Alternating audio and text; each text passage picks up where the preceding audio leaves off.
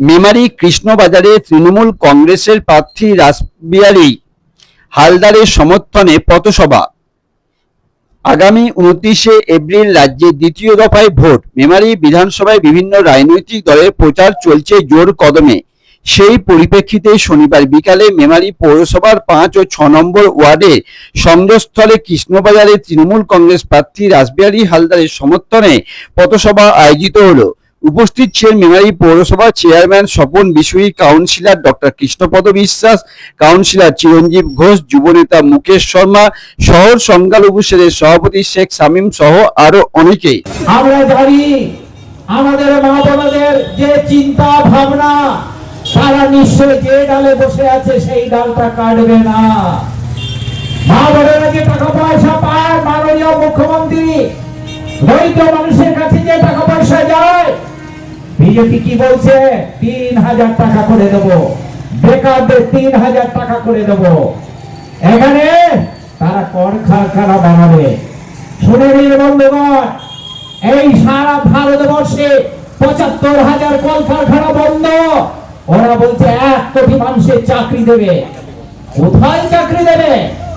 স্কুলে চাকরি হয়, কলেজে চাকরি হয়, ব্যাংকে চাকরি হয়, রেলে চাকরি হয়। স্কুল কলেজের অবস্থা কি? সারা ভারতবর্ষে 1,05,000 স্কুল বন্ধ হয়ে গেছে। যেখানে জনসংখ্যা বাড়ছে, সেখানে আরো বেশি কর্মসংস্থানের দরকার, সেখানে 1,05,000 স্কুল বন্ধ করেছেন আপনারা। ব্যাংক 27টা রাষ্ট্রায়ত্ত ব্যাংক ছিল, এখন 12টা আছে। আপনাদের লক্ষ্য আগামী দিনে 9টায় নামিয়ে আনবে। আর এদিকে বলবেন চাকরি দেব। ব্যাংকে কর্মী সংখ্যা কমে যাচ্ছে, ব্যাংক কমে যাচ্ছে, জনবিস্ফোরণ ঘটছে। এক এক করে আপনারা রাষ্ট্রীয় ব্যাংকগুলোকে মার্জ করে ছোট করে দিচ্ছে। আর পশ্চিমবাংলায় এসে বলছে চাকরি দেবে। চাকরি কোথায়? রেলে 1974 সালে শুনে নিন, 1974 সালে রেলে চাকরি ছিল 24 লক্ষ চাকরি ছিল।